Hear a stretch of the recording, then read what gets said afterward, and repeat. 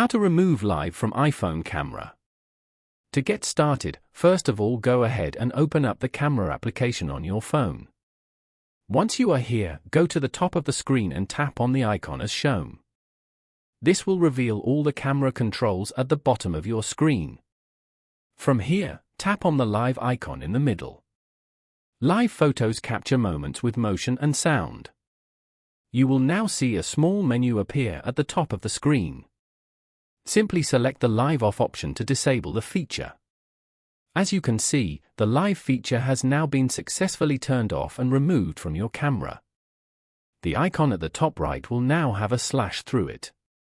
This confirms that the live photo feature, which captures a short video clip with each photo, has been disabled. Following these steps, you can easily remove live from an iPhone camera. Thank you for watching. Please leave a like if this tutorial helped you, or leave a comment below if you have any questions related to the video.